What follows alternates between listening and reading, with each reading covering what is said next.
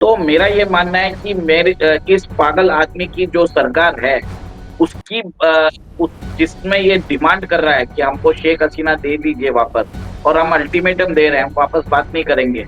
एक तरह से शेख चिल्ली वाला हिसाब है। और मेरे हिसाब से तो अब भारत को बोल देना चाहिए कि you are a puppet of the deep state. उन्होंने शेख मुजीबुर रहमान के जो स्टैच्यू है, उसको खंड-खंड कर दिया। भारत ने इसको बहुत सुन लिया है इसको। अब इसको बहुत इसकी डीप है। औकात इनको इसकी औकात दिखानी ज़रूरी है।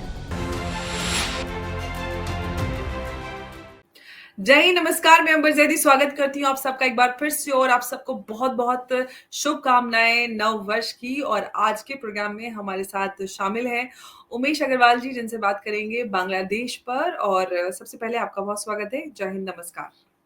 जय सिया राम। जय सिया राम।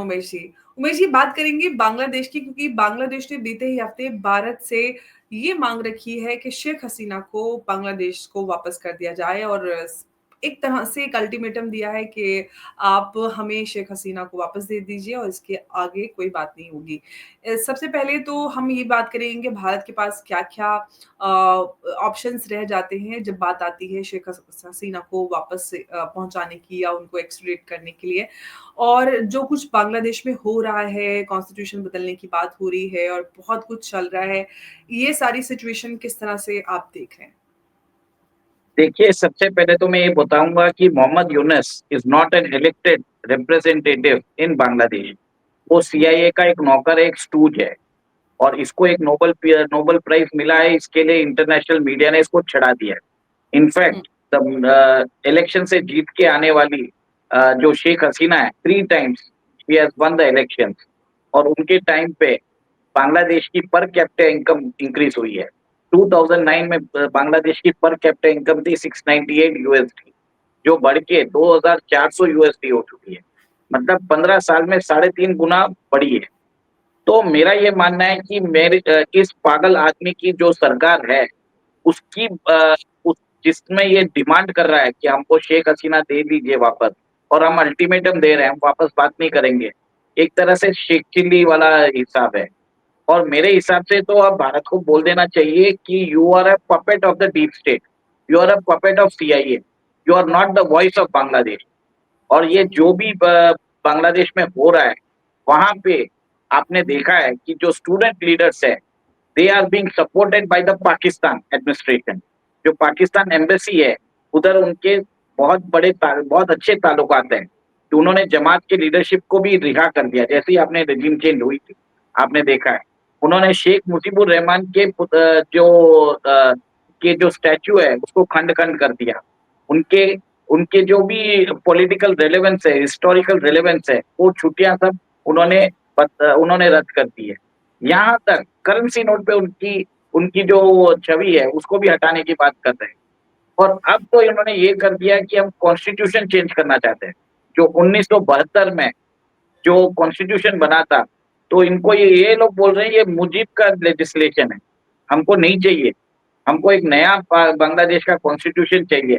हम बांग्लादेश में प्रेसिडेंट को रिप्लेस करना चाहते हैं। We want to replace the chief of the army staff.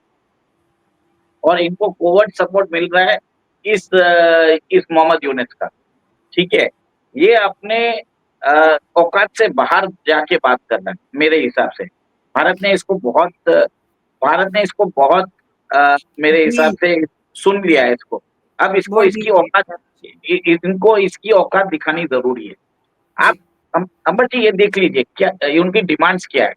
Constitution बदल दीजिए, हम इसका नाम चेंज कर देंगे, हम शायद इसका नाम ईस्ट पाकिस्तान रख लें, हम खिलाफत ईस्ट पाकिस्तान रख लें। मैं आपसे उमेश जी यही समझना चाह रही थी। जो मैंने रिपोर्ट्स पढ़ी उसमें पूरे तरीके से साफ तौर से कहा जा रहा है रिपोर्ट्स में, जो बांग्लादेश में कि हमें नया बांग्लादेश चाहिए, नया कॉन्स्टिट्यूशन चाहिए। हम पूरा नया बांग्लादेश बनाना चाहते हैं। इससे मतलब क्या है?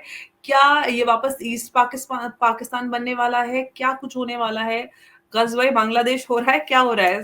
थोड़ा-सा इस पे डिटेल में जानना चाहूँगी मैं आपसे। देखिए, तालिबान रेजिम बनी थी 1996 में, हुँ, ठीक है? तालिबान की जो तालिबान के अंदर आपने देखा था 1996 में उन्होंने अफ़गानिस्तान में मेरे ख्याल से नजीबुल्लाह थे उस समय अफ़गान के प्राइम मिनिस्टर या प्रेज़िडेंट थे। उनको हुँ, चौराहे पे उनको लटका दिया गया, ठीक है, और तालिबान बना था। तो उसी समय बात हुई थी कि हम शरिया लॉ एस्टेब्लिश करना चाहते हैं अफगानिस्तान में, ठीक है, उस हुँ। दिन से चालू हो गया। 96 से 2000 का 2001 में उनका रूल था। उसके बाद 20 साल आपने देखा अमेरिकन फोर्सेस ने राज किया उधर, और 2021 में अमेरिका दुम दबा के अफगानिस्तान से भागा है, ठीक है।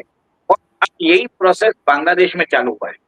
2024 में जुलाई में प्रोटेस्ट चालू हुआ। इन प्रोटेस्टर्स को शेयर दिया था बांग्लादेश नेशनलिस्ट पार्टी और पाकिस्तान ने और चाइना ने और आईएसआई और सीआईए ने, मतलब इतनी सारी फोर्सेस ने मिलके इन लोगों को शेयर दिया था ताकि एक रेजिम चेंज कर सके। सोचिए शेख हसीना के पास 5 मिनट थे निकलने के लिए, नहीं तो उनको उनको उनकी गर्दन काट के वो लोग उधर चौराहे पे लटका देते। ऐसे ये लोग हैं। तो एक तरह से बांग्लादेश में तालिबानाइजेशन प्रोसेस चालू हो गया, जहाँ पे radical elements are taking over control over Bangladesh. Bangladesh एक बहुत बड़ा नेशन भी है। उनकी जो पॉपुलेशन है 16 से 17 करोड़ है। और आपने देखा इमीडिएटली होने के बाद कैसे हिंदू महिलाओं के साथ रेप किया गया, वहां पे उनको मौत के घाट उतार दिया गया। स्वामी चिन्मय दास को अरेस्ट कर दिया गया। उनके जो वकील है उनको मौत के घाट उतार दिया गया। और इस्कॉन को टेररिस्ट ऑर्गेनाइजेशन उन्होंने लेबल कर दिया। अब तो हद ये तक हो गई है कि वो भारत के साथ जो कॉन्ट्रैक्ट थे वो भी अभी रद्द करने की बात कर रहे हैं। 2 दिन पहले बात हुई थी कि हम आपके साथ इंटरनेट सेवा हम आपसे आपके साथ रद्द कर रहे हैं, ठीक है, जिसमें हम जो उनको इंटरनेट देते हैं वो आपने चावल चावल क्यों माँग लेते हैं फिर? चावल क्यों कहीं और से नहीं ले आते? पाकिस्तान से ले लेते चावल, चाइना से ले लेते चावल। चावल देखिए, क्यों चाहिए फिर आपसे? आप सोचिए भिखारी पाकिस्तान क्या हेल्प करेगा बांग्लादेश की? खुद भीख हुँ, मांगने में रहता है।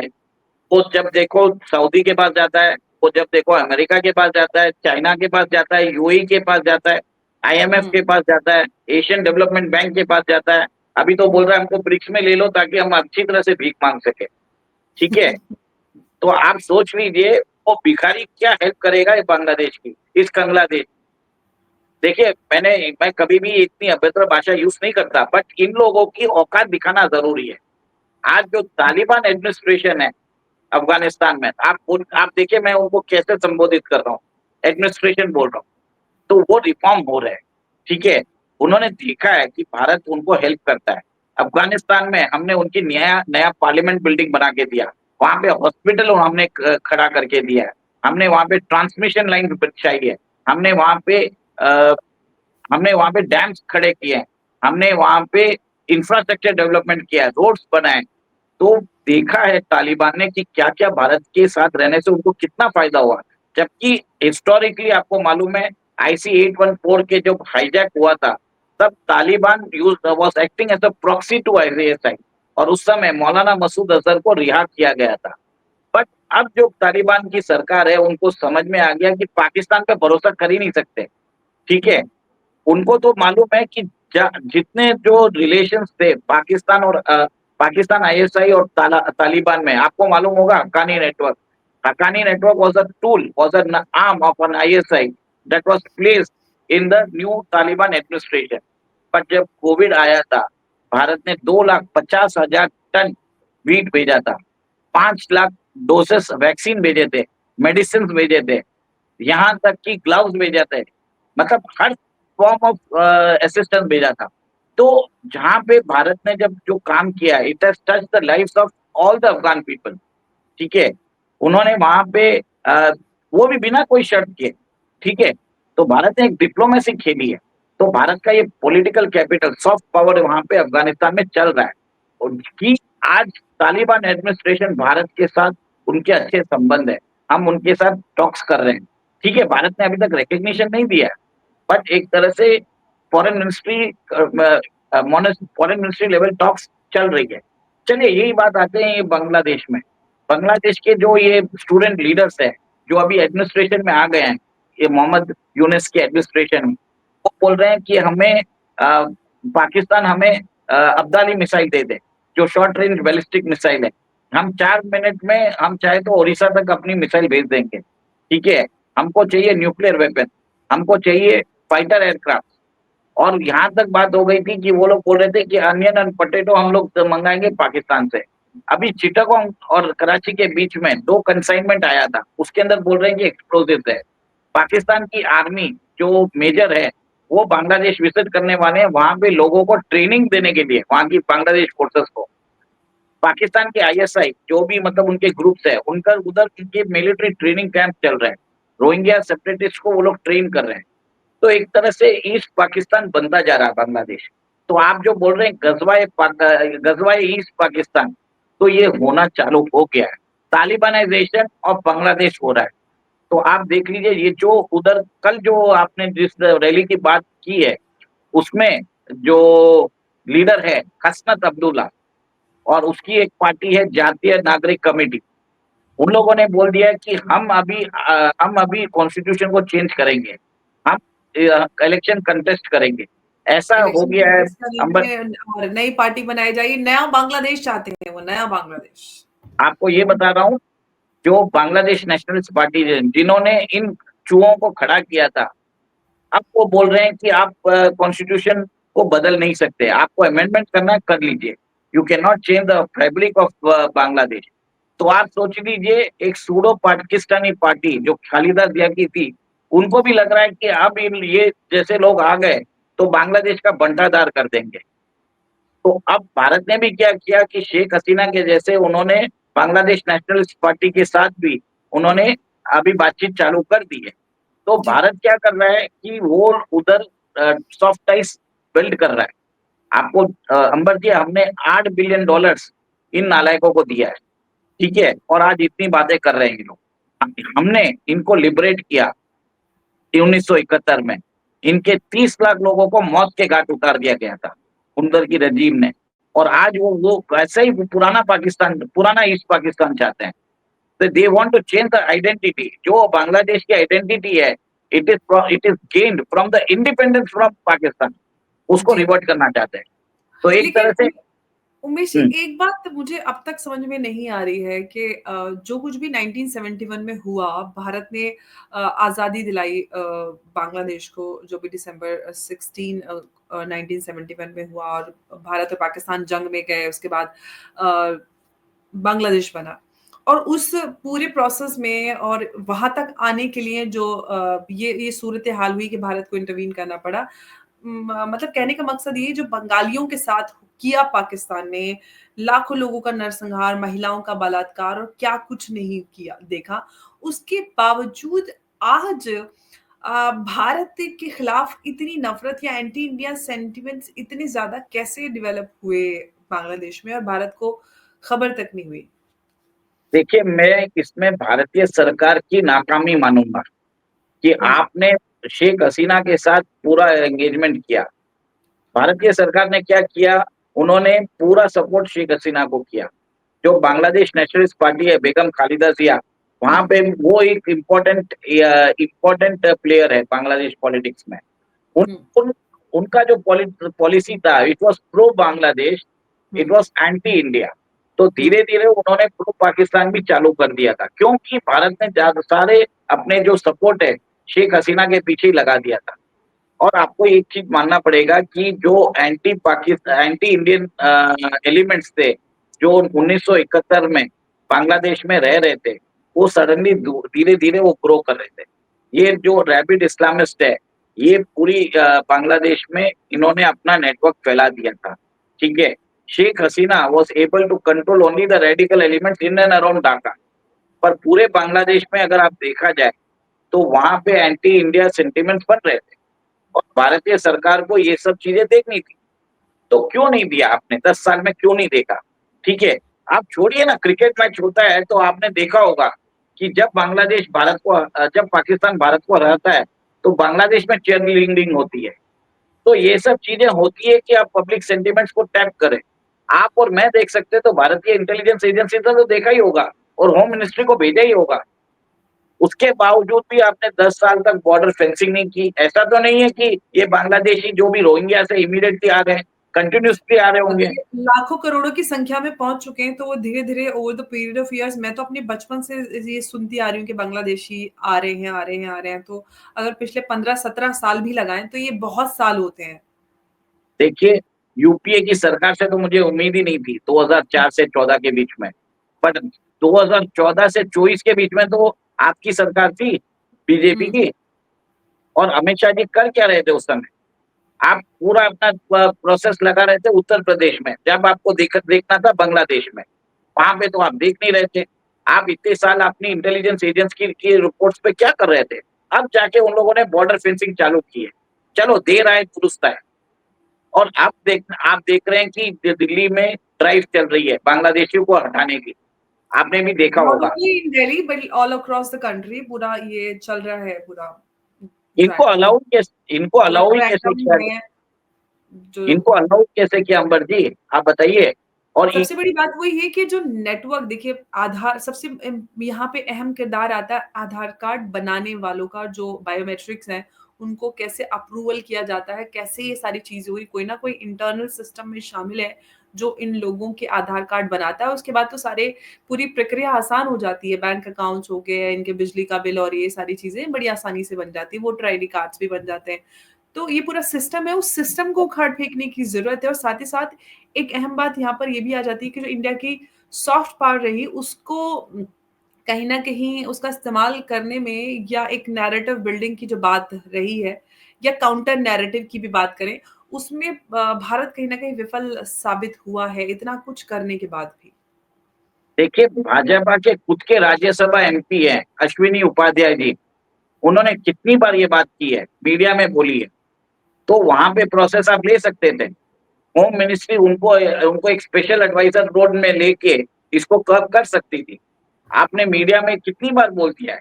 आपको भी मालूम होगा। तो मेरा हिसाब से ये चीज़ है कि अगर यहाँ पे बांग्लादेशी रोहिंग्यास आ रहे हैं, तो इकोसिस्टम है इंडिया में इनको सपोर्ट करने के लिए। क्योंकि हम उनको एम्प्लॉय करते हैं अपने जो ब्लू वेजेस के लिए, ब्लू लेबर्स के लिए हम लोग एम्प्लॉय हुँ, करते हैं। आपने देखा होगा कि दिल्ली में कितने हाउसिंग कॉलोनीज में ग्रैनिया इनको एम्प्लॉय करती है। हुँ, फैक्ट्री में इनको एम्प्लॉय किया जाता है। तो हुँ। वहाँ पे इनको एम्प्लॉय मत करिए। जब तक आप इनको रोजगार देंगे तभी तो आके ये लोग आप आज इतना भी बोला जा रहा है कि सब्जी मार्केट में इनका होल्ड बन गया है। और और ये भी बोला है अंबर जी मुझे किसी ने ये भी बताया कि बहुत सारे सिटीज के एंट्री और एग्जिट पॉइंट्स पे इन्होंने अपना कब्जा करके रख चुके हैं। इन्होंने अपना कब्जा क्रिटिकल जो डिफेंस इंस्टॉलेशन है, क्रिटिकल भारत सरकार के जो इंफ्रास्ट्रक्चर इंस्टॉलेशन है, वहां पे पहुंच चुके हैं। तो मेरा ये मानना है, अभी चलिए बांग्लादेश के लिए आता हूँ। बांग्लादेश के अंदर ये तालिबानाइजेशन हो रहा है और भारत हुँ, का बांग्लादेश के साथ 4,400 किलोमीटर का बॉर्डर है, ठीक है? हुँ, और वो पोरस जी, बॉर्डर है। जी, हमें वो और इसके कारण आज हमें बहुत बड़ा जो हम बोलते थे 2 and half front war, it has been converted into 3 and half front war. हुँ, बांग्लादेश, पाकिस्तान और चाइना, जिनके साथ हमारा 12,000 किलोमीटर का लैंड बॉर्डर है और 8,000 किलोमीटर का हमारा सी बॉर्डर है। Totally 20,000 kilometres of border we are having. So we need to defend that.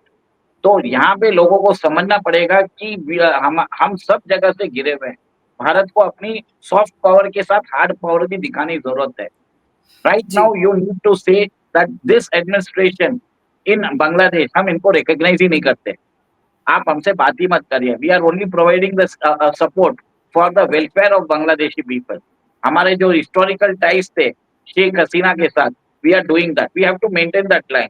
और बांग्लादेश नेशनलिस्ट पार्टी के साथ भारत के एक्सटर्नल अफेयर्स मिनिस्ट्री ने उनके साथ कुछ बातचीत भी की है। जी, विक्रम खालिद मिस्री जी जो हमारे फॉरेन सेक्रेटरी हैं, उनकी मुलाकात हुई थी, वो बांग्लादेश गए थे, यस, तो बात तो एक हुई है। अच्छी बात है। तो उन्होंने हुँ, की है, वहाँ पे इंटरनली भारत को इन्वॉल्व होना पड़ेगा। हो सके तो उनकी पॉलिटिक्स में हमें अपना डायरेक्ट हस्तक्षेप भी करना पड़ेगा।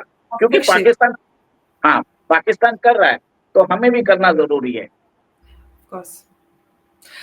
एक बात और यहाँ पर निकल कर आती है वो ये कि जो कुछ भी हो रहा है अगर हम भारत की पॉलिसी की बात करें या जो कुछ इंटरनल सिचुएशन डेवलप हो रही है बांग्लादेश में नया बांग्लादेश की बात हो रही है कॉन्स्टिट्यूशन बदलने की बात हो रही है बहुत कुछ जो कुछ भी चल रहा है उसको देखते हुए भारत को किस तरह के चैलेंजेस फेस हो मतलब भारत के सामने किस तरह के चैलेंजेस आ सकते हैं इन फ्यूचर और भारत को किस तरह की पॉलिसी अपनाने की आवश्यकता है विद बांग्लादेश?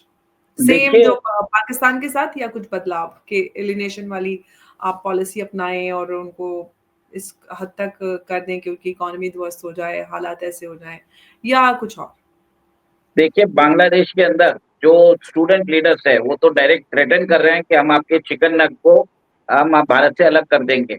हमें हुँ, तो वो लोग ग्रेटर बांग्लादेश की बात कर रहे हैं, जिसमें पार्ट्स ऑफ बंगाल, उड़ीसा, हुँ, झारखंड, बिहार, हुँ, नॉर्थ ईस्ट उन्होंने बता दिया है।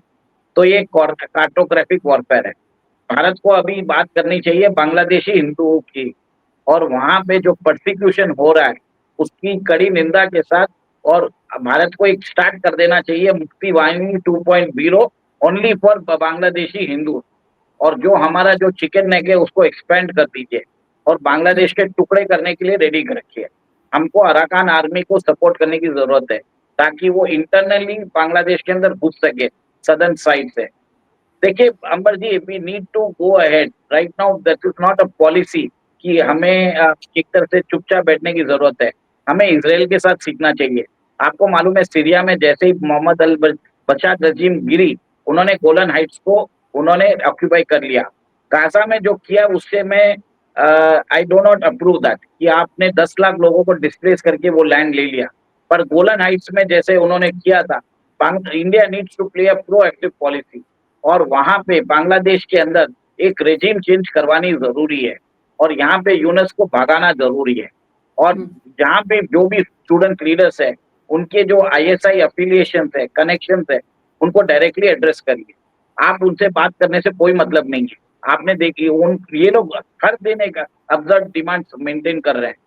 वो यहाँ पे क्या कर रहे हैं कि भारत से भी बेनिफिट लेना चाहते हैं, पाकिस्तान से भी बेनिफिट लेना चाहते हैं, चाइना से भी बेनिफिट लेना चाहते हैं, और यूएस से भी बेनिफिट लेना चाहते हैं। तो एक तरह से ये अपनी स्ट्रेटेजिक इम्पोर्टेंस को इन्होंने समझ लिया है, और अब ये इसके कारण वो भारत, चाइना, पाकिस्तान और यूएस को सबको इन्वॉल्व करना चाहते हैं। हमें क्या करना चाहिए, बांग्लादेश के अंदर सिचुएशन को खराब करने की जरूरत है। वहां पे अगर सिविल वॉर भी होता रहे तो होने दीजिए। हमें शेख हसीना को रीइंस्टेट कराना जरूरी है, because she is a democratically elected representative. Bharat को क्लियर स्टैंड में बोल देना चाहिए। जी, बिल्कुल और कितनी पॉसिबिलिटी नज़र आती है सब जो हालात हैं उस सब के चलते शेख हसीना को रीइंस्टेट करने के लिए क्योंकि अभी जो शेख हसीना के खिलाफ काफ़ी हद तक लोग हैं और कितना समर्थन उनको मिल पाएगा, कितने हालात कंट्रोल में आ पाएँगे और प्रेज़िडेंट ट्रंप 20 जनवरी अब ज़्यादा दूर लग नहीं रही है। उसके बाद क्या कुछ हमें इस तरह की पॉसिबिलिटी नज़र आएगी कि वापस शेख हसीना को हम रीइंस्टेट होते हुए देखें बांग्लादेश में as prime minister of Bangladesh. देखिए कल जो डेमोन्स्ट्रेशन हुआ, उन्होंने उसमें बोल दिया कि जनवरी 15 तक हमें नया कॉन्स्टिट्यूशन चाहिए। ठीक है, हुँ, ट्रम्प आ रहे हैं जनवरी 20 को।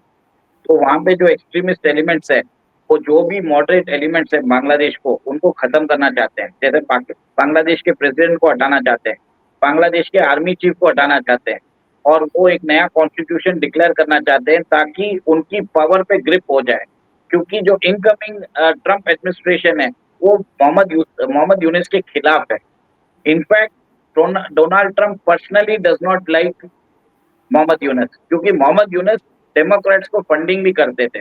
वो एक स्टूज है ओबामा का और बाइडेन का।